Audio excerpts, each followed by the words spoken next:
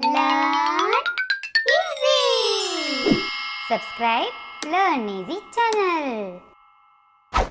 Hello kids, welcome to Learn Easy channel. आज की कक्षा में हम सीखेंगे तत्सम और तद्भव शब्द। तो चलिए शुरू करें। बच्चों, वैदिक संस्कृत से आज की हमारी भाषा में बहुत से बदलाव आए हैं। तो आइए देखते हैं तत्सम और तद्भव शब्दों के द्वारा कि ये बदलाव कौन से आए हैं। क्योंकि इन शब्दों का अर्थ तो वही है जो वैदिक काल में था, परंतु इनके जो है बोलने का तरीका या इनमें कुछ हद तक परिवर्तन आए हैं। बहुत ज़्यादा परिवर्तन नहीं आए हैं, कुछ हद तक परिवर्तन आए हैं। और आइए देखते हैं तत्सम और तद्भव शब्दों के द्वारा कि इनमें क्या बदलाव आया हमारी भाषा में। तो देखते हैं तत्सम शब्द। अब तत्सम आपको शब्द का अर्थ में अगर मैं बोलूं, तत् प्लस सम, ये दो शब्दों से मिलकर बना है तत्सम शब्द। तत् का क्या अर्थ होता है और सम का क्या अर्थ होता है, सोचिए ज़रा।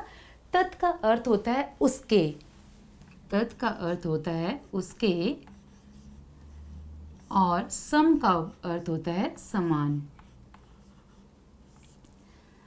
उसके समान। यानी कि ये ज्यों का त्यों, जैसा हमने पुराने समय में पढ़ा या वैदिक संस्कृति, वैसा का वैसा आज ये वैसे ही शब्द जो है हमारी हिंदी भाषा में आज भी प्रयोग किए जाते हैं। अब इसकी परिभाषा देखते हैं। जिन शब्दों को संस्कृत से बिना किसी परिवर्तन के, यहाँ पर ये ध्यान रखना है, बिना किसी परिवर्तन के ले लिया जाता है। जो संस्कृत के शब्द होते हैं उनको हम वैसा का वैसा जो है हम अपनी भाषा में प्रयोग करते हैं, तो उन्हें क्या कहते हैं, उन्हें तत्सम शब्द कहते हैं। जैसे अग्नि, आम्र, चंद्र, क्षेत्र, इस तरीके के ये जो शब्द हैं ये हमारे तत्सम शब्द हैं, क्योंकि ये हमारे संस्कृत भाषा के शब्द हैं और इनको हम अपनी भाषा में डेली लाइफ में इन शब्दों को इसी तरीके से प्रयोग करते हैं, तो इसीलिए ये तत्सम शब्द कहलाते हैं। और जिनका अर्थ है ज्यों का त्यों, मतलब जैसे का तैस, जैसा है वैसा का वैसा हम इनको प्रयोग करते हैं। इनकी भाषा में या इन शब्दों में कोई भी बदलाव नहीं आता। और हमारी जो भाषा है, हिंदी, बांग्ला, कोंकणी, मराठी, गुजराती, पंजाबी, तेलुगु, कन्नड़, मलयालम, सिंहल, इन सभी भाषाओं में संस्कृत के शब्द जो हैं वो उनमें सीधे के सीधे ले लिए गए हैं, क्योंकि इनमें जो है कई भाषाएं संस्कृत से जन्मी हुई हैं। तो इसीलिए इन शब्दों को इन भाषाओं में इस जैसा है वैसा का वैसा ही प्रयोग किया जाता है। तो चलिए अब जैसे उदाहरण आपको मैंने बताया, अग्नि, आम्र, चंद्र, क्षेत्र, इस तरीके के शब्द जो हैं ये तत्सम शब्द कहलाते हैं। तो आइए मैं आपको अब बताती हूँ कि तद्भव शब्द किसे कहते हैं। आइए देखते हैं तद्भव शब्द किसे कहते हैं। तद्भव का अर्थ क्या होता है? तद्भव का अर्थ होता है उससे उत्पन्न। और यहाँ पर उससे का क्या अर्थ है? उससे मीन्स किससे उत्पन्न? संस्कृत भाषा से उत्पन्न। तो तद्भव का अर्थ होता है उससे उत्पन्न, यानी संस्कृत। यहाँ उससे का अर्थ है संस्कृत भाषा। तो संस्कृत, अब देखिए तत्सम शब्दों में समय और परिवर्तन के कारण कुछ परिवर्तन होने से जो शब्द बने हैं उन्हें तद्भव कहते हैं। यानी संस्कृत शब्दों में जब परिवर्तन होता है या समय के अनुसार, क्योंकि प्राचीन काल से ये शब्द चले आ रहे हैं, उन शब्दों में तब से लेके अब तक जो भी परिवर्तन होते आए हैं, तो ये जो परिवर्तन हुआ है उन शब्दों को हम तद्भव शब्द कहते हैं।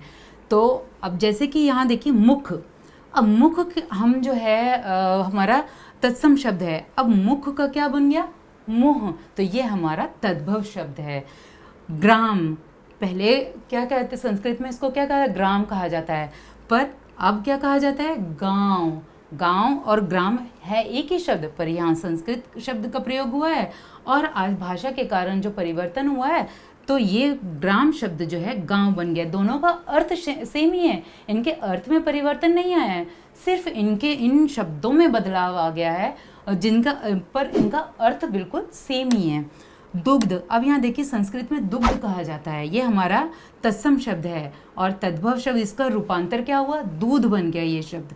तो दुग्ध है हमारा तत्सम और दूध है हमारा तद्भव शब्द। जब परिवर्तन हुआ संस्कृत भाषा में तो ये दूध बन गया। भ्रातृ, भ्रातृ हम भाई को कहा जाता है, तो पहले भ्रातृ कहा जाता था, तो और अब क्या कहा जाता है इसको, भाई। तो संस्कृत में इसको भ्रात कहा जाता है, और या ये कहें कि तत्सम शब्द जो है हमारा भ्रात है, और भाई शब्द जो है हमारा तद्भव शब्द है। तो आपने देखा कि ये इस इधर के जो शब्द हैं ये सारे शब्द हमारे तत्सम शब्द हैं, और ये हमारे तद्भव शब्द हैं।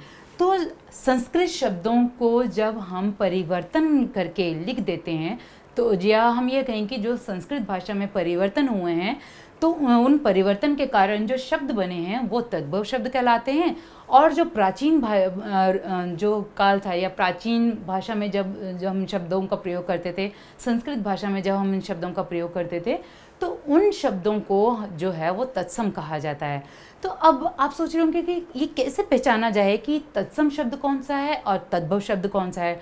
तो चलिए अब मैं कुछ थोड़ी सी ट्रिक्स बताती हूँ जिसके द्वारा आपको ये शब्द, सभी में ही तो ये ट्रिक नहीं लागू होती सभी शब्दों में, बट कुछ शब्द ऐसे हैं जिनको आप देख के ही पहचान सकेंगे कि ये तत्सम है या फिर तद्भव हैं। तो आइए वो ट्रिक्स देखते हैं, या फिर ये कहें कि इनके पहचानने के नियम देखते हैं। पहला नियम देखते हैं तत्सम और तद्भव शब्दों की पहचान के लिए, कि जो तत्सम शब्द होते हैं, उनके आखिर में अगर क्ष लगा हो, तो ये बदलकर छ, अगर क्ष लगा हुआ अंत में तो ये बदलकर छ या फिर ख, ये हो जाते हैं। क्ष की जगह छ या ख। अब उदाहरण देखते हैं, जैसे यहाँ लिखा है पक्षी, ये तत्सम शब्द है हमारा पक्षी, और इसको जब हम तद्भव में बदलेंगे तो क्या होगा, पंछी। पक्षी का क्या बन गया, पंछी। तो यहाँ देखिए, अब आपने आंख बंद कर अगर आपको ये पहचान करने को आ जाए कि ये बताओ कि तत्सम शब्द है या तद्भव शब्द है, अगर क्ष लगा हुआ है यहाँ पर, तो आंख बंद कर उसको जो है तत्सम शब्द पे टिक कर दो कि ये तत्सम ही होगा। ठीक है। दूसरा रूल, श, ये श जो है वो स में परिवर्तन हो जाएगा, इसका श का जो है स में परिवर्तन हो जाएगा। जैसे अगर मैं लिखूंगी यहाँ पर दीपशलाका,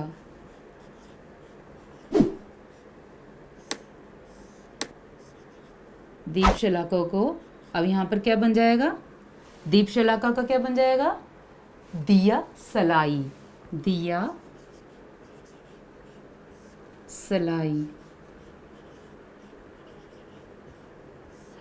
अब ये ध्यान रखना, जहाँ भी जैसे क्ष था उसी तरीके से ये श भी जिन शब्दों में आएगा वो तत्सम शब्द ही होगा, ये ध्यान रखना।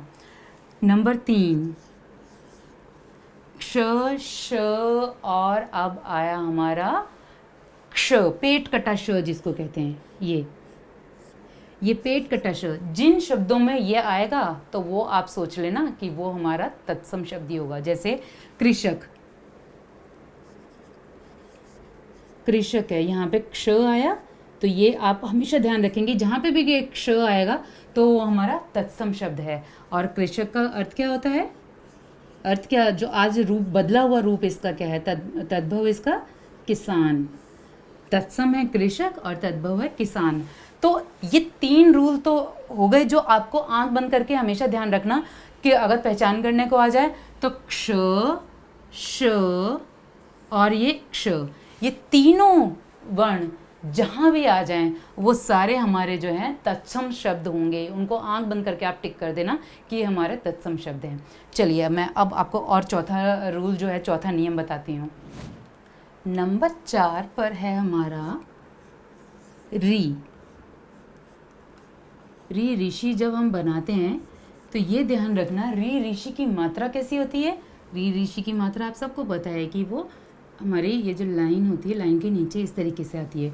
तो री ऋषि जिस भी शब्द में री की मात्रा है वो तत्सम शब्द होगा, ये आप हमेशा ध्यान रखेंगे। जैसे कृतगृह,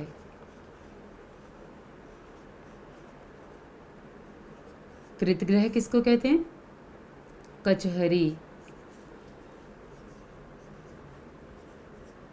जेल जिसको हम और शब्दों में हम जेल भी कहते हैं। कृतग्रह ये है हमारा तत्सम शब्द, ये है हमारा तद्भव शब्द। री ध्यान रखना, जैसे कि मैंने क्ष का आपको बताया था, उसी तरीके से री है।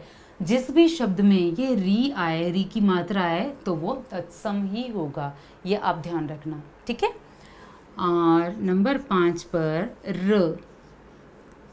र का रूप जो नीचे, जैसे ये मात्रा आती है हमारी नीचे, र का ये वाला रूप, ये हमेशा ध्यान रखना कि ये भी इन जिन शब्दों में र का ये रूप होगा, वो शब्द भी जो है हमारे तत्सम शब्द होंगे। जैसे आम्र, आम्र, आम्र किसको कहा जाता है? आज की भाषा में जो हमारे तद्भव, इसका बदल के तद्भव शब्द क्या हुआ? आम। तो आम्र शब्द जहाँ भी नीचे ये र का रूप जहाँ भी आपको नीचे शब्द में दिखे, तो वो तत्सम ही होगा, ये हमेशा ध्यान रखना। तो ये जो रूल्स आपको बता रहे हैं, अगर आपको पहचान करने आ जाए कि तत्सम किसे कहते हैं और तद्भव, या इन शब्द दिए हों उनमें से आपको तद्भव और तत्सम शब्दों की पहचान करनी हो, तो ये जो रूल्स मैं बता रही हूँ इससे आपको एकदम पहचान में आ जाएंगे कि कौन से तद्भव शब्द हैं और कौन से तत्सम शब्द हैं। चलिए, उसके बाद नंबर 6 पर हम देखते हैं श्र।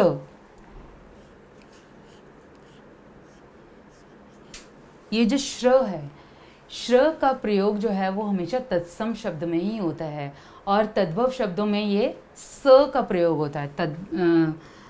स का प्रयोग, तद्भव शब्दों में स का प्रयोग होता है और तत्सम शब्दों में श्र का प्रयोग। जैसे धन श्रेष्ठी,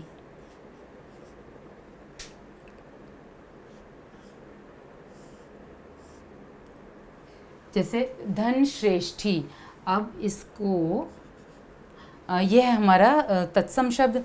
अब इसका तद्भव जब रूप बदला गया, अब बदल के क्या बना? धन्ना श्रेष्ठी, धन्ना सेठी,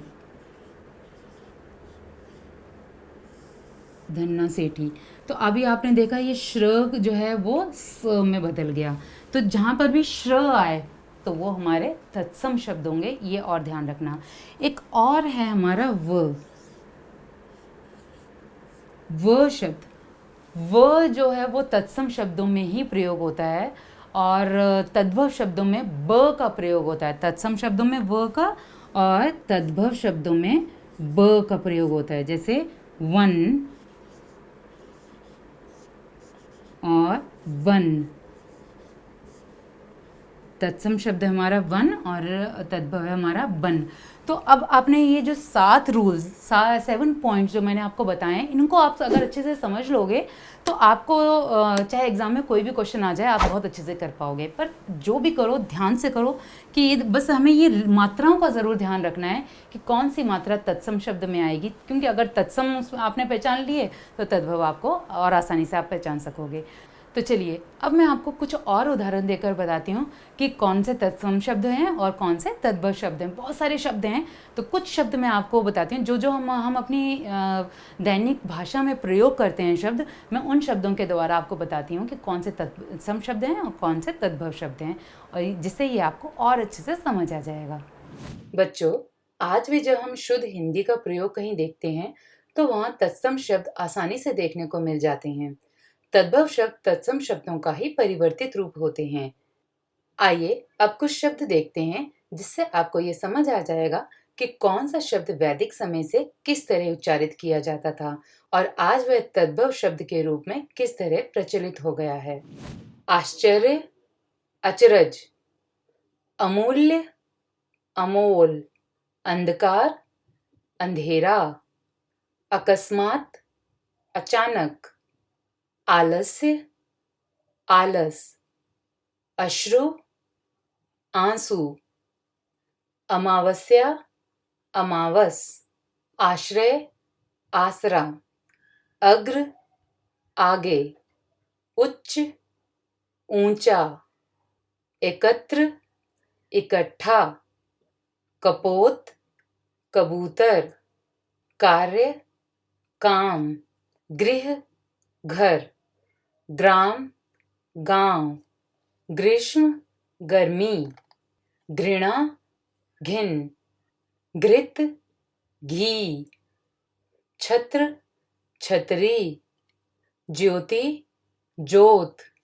जन्म, जन्म, तृण, तिनका, ताम्र, तांबा, धैर्य, धीरज, धूम्र, धुआं, नृत्य, नाच, निंद्रा, नींद, नासिका, नाक, नवीन, नया, पुष्प, फूल, पृष्ठ, पीठ, पितृ, पिता, पूर्व, पूरब, पक्षी, पंछी, भ्राता, भाई, भिक्षुक, भिखारी, मृग, हिरण, मृत्यु, मौत, मुख, मुंह, मस्तक, माथा, मयूर, मोर, रात्रि, रात, वर्षा, बरसात, सूर्य, सूरज, स्वर्ण, सोना, सर्प, सांप, हस्ती, हाथी, क्षमा, क्षमा। तो बच्चों, आशा करती हूँ कि तत्सम और तद्भव शब्दों की पहचान करना अब आप बहुत अच्छे से सीख गए होंगे।